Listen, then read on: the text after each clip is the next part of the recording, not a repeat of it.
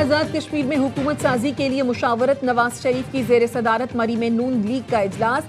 आज़ाद कश्मीर की वजारत उज़्मा के लिए पार्टी सदर शाह गुलाम कादिर मजबूत उम्मीदवार, तारिक फारूक और वक़ार नूर के नाम भी ज़ेर गौर। इजलास में ख़वातीन की मखसूस नशस्तों का फैसला भी मुतवक्के। ज़राए का कहना है आज़ाद कश्मीर की ओवरसीज़ के लिए मुख्तस एक सीट पर भी फैसला आज होगा।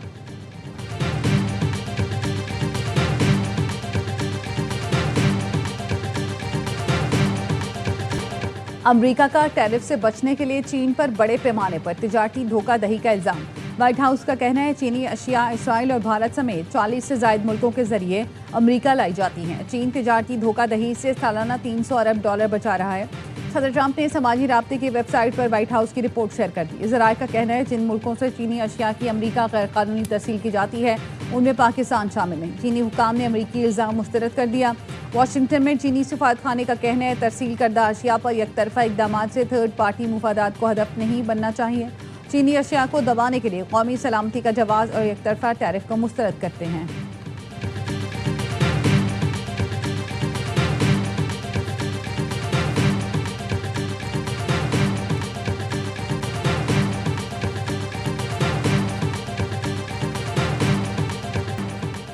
बलूचिस्तान के जिला खारान में सिक्योरिटी फोर्सेस का कामयाब इंटेलिजेंस बेस्ड ऑपरेशन, 7 दहशतगर्द जहन्नुम वासिल, मुतादिद जख्मी। सिक्योरिटी ज़राए का कहना है रद्दुल फितना 3 के तहत सिक्योरिटी फोर्सेस ने खारान के इलाके लज्जे में इंटेलिजेंस बेस्ड ऑपरेशन किया। दहशतगर्दों के ठिकानों को तबाह कर दिया गया। जदीद असलहा, भारी मिकदार में गोला बारूद, 2 गाड़ियां और 1 मोटरसाइकिल बरामद।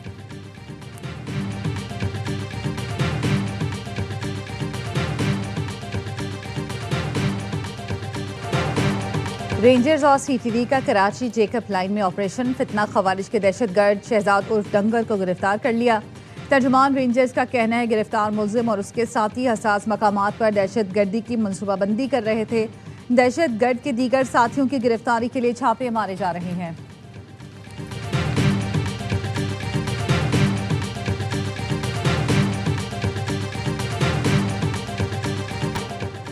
इसराइल का जंगबंदी के बाद जनूबी लेबनान पर मुहलिक तरीन हमला, वाइट फास्फोरस बम बरसाए, 11 अफराद शहीद। जिला नब्तिया के इलाके अंसार के नवाह में घर पर हमले में 3 बच्चों और 2 खवातीन समेत 7 अफराद शहीद हुए। इसराइली काबिज फौज ने अलियत ताहिर के पहाड़ी इलाकों में वाइट फास्फोरस बम बरसाए। लेबनानी वजारत सेहत का कहना है देर ज़ोहरानी कस्बे पर एक और हमले में 4 अफराद शहीद और 5 जख्मी हुए।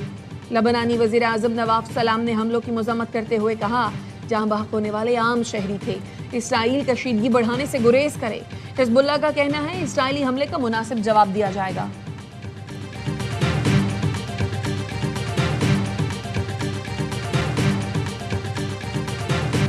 ईरान और ओमान ने आबना हुर्मुज़ में जहाज रानी के रास्ते के नक्शे पर इत्तफाक कर लिया। ईरानी वज़ारत ख़ारजा के तर्जुमान इस्माइल बक़ाई का कहना है मुज़ाकरात में कोई बड़ी रुकावट नहीं, बातचीत जारी है। आबना हुर्मुज़ में अदम इस्तेहकाम का जिम्मेदार ईरान नहीं, अमरीका और इसराइल हैं। ईरानी कौमी सलामती कमेटी के सरबरा इब्राहिम अजीज़ी ने एक्स पर पोस्ट में लिखा अमरीकी सदर आबना हुर्मुज़ बंद करने की धमकियाँ देना बंद करें और अपनी सिक्योरिटी की फिक्र करें। ट्रंप को अपनी हिफाजत के बारे में सोचना चाहिए। मुमकिन है उन्हें अपनी जान बचाने के लिए फूड ट्रक में छुपना पड़े।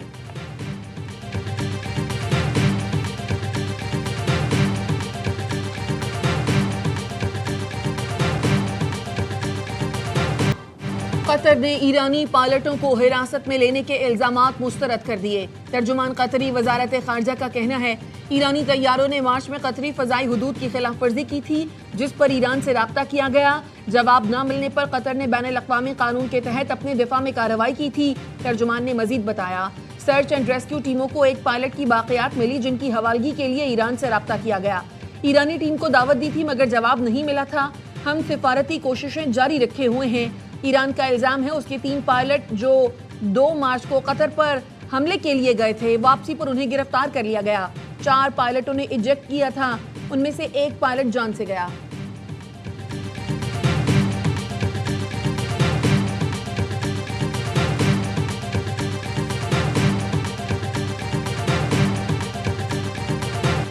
यमन ने हौसियों के हमले में तबाह होने वाली अलमक्खा बंदरगाह बंद कर दी। बंदरगाह के डायरेक्टर का कहना है हालिया हमलों में बंदरगाह को 25 से ज़ायद मिसाइलों से निशाना बनाया गया।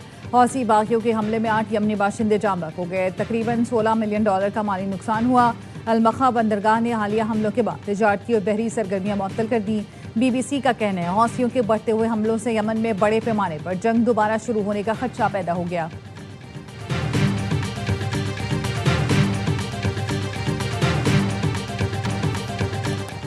सरबरा अमरीकी सेंट्रल कमांड ब्रेड कूपर ने मशरक़ वस्ता का 10 रोज़ा दौरा मुकम्मल कर लिया। सेंटकॉम के मुताबिक ब्रेड कूपर ने 6 ममालिक का दौरा किया। बुहेरा अरब में मौजूद अमरीकी तैयारा बरदार जहाज USS अब्राहम लिंकन पर भी गए। अमरीकी बहरिया के एहलकारों और मरीन से मुलाकात की। सेंटकॉम के मुताबिक इस वक्त खित्ते में 50,000 से ज्यादा अमरीकी फौजी मौजूद हैं। ईरान के खिलाफ बहरी नाकाबंदी ताहाल बरकरार है।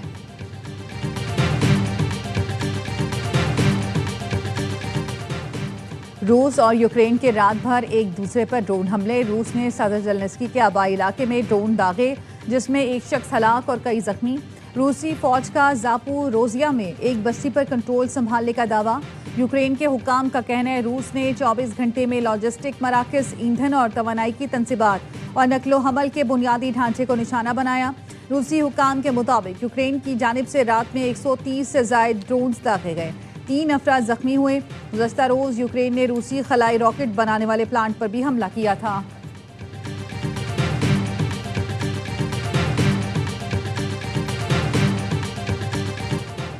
मक्का मुआहदे ने दुनिया को अहम पैगाम दिया। तुर्क सदर तैयब एर्दोगान ने अल जजीरा को इंटरव्यू में बताया मुआहदे के तहत किसी एक रुकन मुल्क पर बैरूनी जारहियत की सूरत में तीनों मुल्क मुत्तहिद होकर कार्रवाई करेंगे।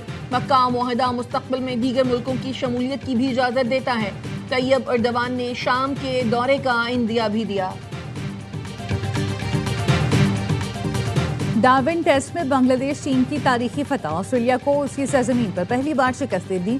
57 रन का हदफ 1 विकेट के नुकसान पर हासिल किया। शादमान इस्लाम ने 25, मोमिनुल हक ने 30 रन बनाए। ऑस्ट्रेलियावी टीम दूसरी इनिंग्स में 284 रन बनाकर आउट हुई। कैमरॉन ग्रीन की सेंचुरी भी टीम के काम न आई। बांग्लादेश के हसन महमूद ने मैच में 9 विकेटें हासिल की।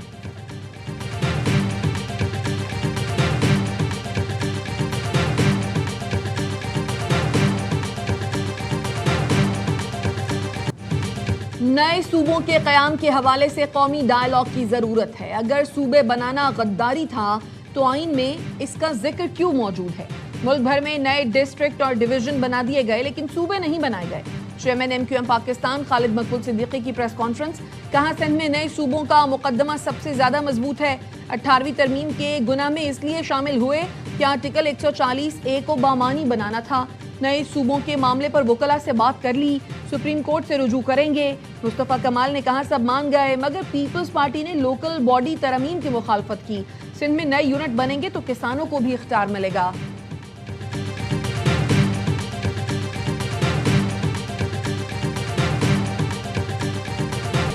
पेट्रोलियम मसनूआत की कीमतों में इजाफे, लेवी और महंगाई के खिलाफ जमात इस्लामी के एहतजाज का दूसरा मरहला। आज लाहौर, कराची, पेशावर और कोयटा में एहतजाज और धरने दिए जाएंगे। लाहौर में शाम 6 बजे वजीर आला हाउस के सामने धरना दिया जाएगा।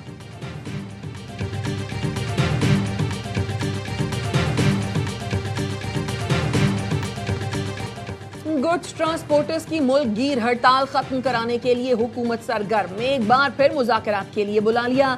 मुज़ाकरात आज गवर्नर हाउस कराची में होंगे। ट्रांसपोर्टर्स का कहना है मुतालबात की मंजूरी तक हड़ताल जारी रहेगी।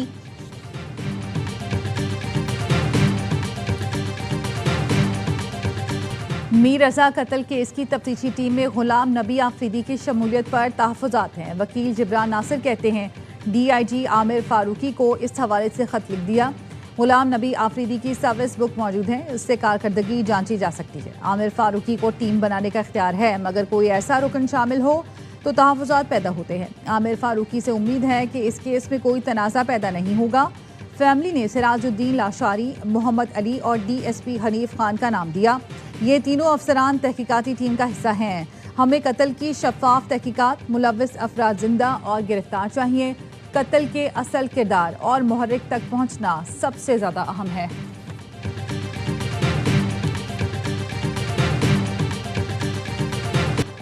आज़ाद कश्मीर के जिला बाग के 2 इंतखाबी हलकों के 23 पोलिंग स्टेशन पर पोलिंग। गैर हतमी गैर सरकारी नताइज के मुताबिक LA 16 शर्की बाग से मुस्लिम लीग नून के सरदार मीर अकबर 20,796 वोट लेकर कामयाब। पीपल्स पार्टी के कमर जमान दूसरे नंबर पर रहे। LA 15 वस्ती बाग से पीपल्स पार्टी के सरदार जियाउल कमर 17,118 वोट लेकर कामयाब। नून लीग के मुश्ताक मिन्हास दूसरे नंबर पर रहे। बाग के इन पोलिंग स्टेशंस पर 10 अगस्त को पोलिंग नहीं हो सकी थी।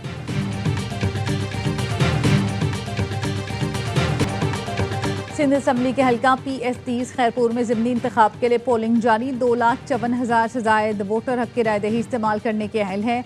164 पोलिंग स्टेशन कायम किए गए। पीपल्स पार्टी के असफंदियार खरल और 7 आज़ाद उम्मीदवार मद्दे मुकाबिल। नशिस्त पीपल्स पार्टी की MPA नईम खरल के इंतकाल के बाद खाली हुई थी।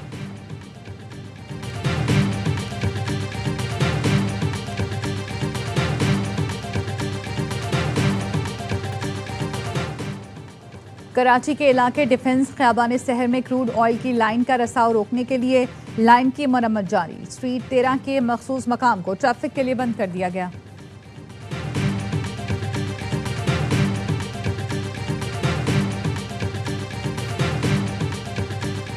लंदन में भारतीय हाई कमीशन के बाहर कश्मीरी और खालिस्तान के हामी सिखों का एहतजाज। मुजाहिरीन के भारतीय हुकूमत के खिलाफ नारे। मुजाहिरीन ने कश्मीर और खालिस्तान के हक खुद इरादियत का मुतालबा किया। मुजाहिरे में बरतानिया के मुख्तलिफ शहरों से कश्मीरी और सिख कम्युनिटी के अफराद ने शिरकत की। कश्मीरी मुजाहिरीन का कहना था आलमी बरादरी मसला कश्मीर पर तवज्जो दे।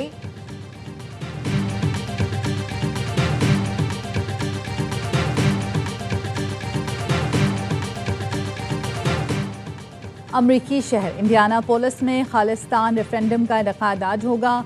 सिख बरादरी खालिस्तान के क़याम के लिए वोट डालेगी। अमरीका के मुख्तलिफ शहरों से सिखों की बड़ी तादाद इंडियानापोलिस पहुंच गई। खालिस्तान कौंसिल के सरबराह बख्शिश सिंधु कहते हैं भारत 1947 से सिखों पर जुल्म करता आ रहा है। खालिस्तान का क़याम नागुज़ीर है।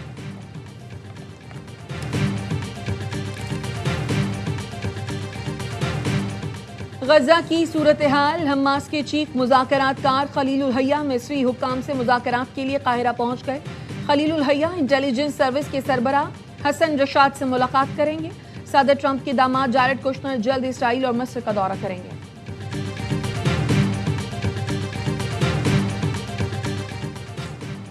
बरतानवी जरीदे द टेलीग्राफ ने अफगानिस्तान की ज़मीनी हकीकत और तालिबान रजीम का तर्ज हुक्मरानी बेनकाब कर दिया। बरतानवी अखबार द टेलीग्राफ ने लिखा, तालिबान रजीम अफगानिस्तान में फतह का जश्न मना रही है जबकि अवाम भूख और बेरोजगारी से दो चार हैं। तालिबान रजीम के 5 साल में गुर्बत और बेरोजगारी से मजबूर अफगान बेहतर मुस्तकबिल के लिए खतरनाक रास्ते अख्तियार करने पर मजबूर हैं।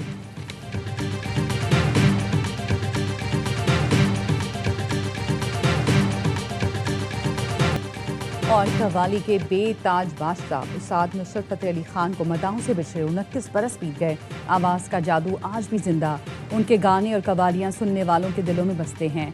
इस अजीम गायक की कव्वालियों के 25 एल्बम रिलीज़ हुए जिनकी शोहरत ने उन्हें Guinness book of world record में जगह दिलवाई। नुसरत फतेह अली खान ने कव्वाली को मशरिक़ और मगरिब का हसीन इम्तिज़ाज अता किया। उनकी फ़नी खिदमात के सिले में उन्हें pride of performance, UNESCO music award समेत कई बैनुल अक़वामी एजाज़ात से नवाजा गया।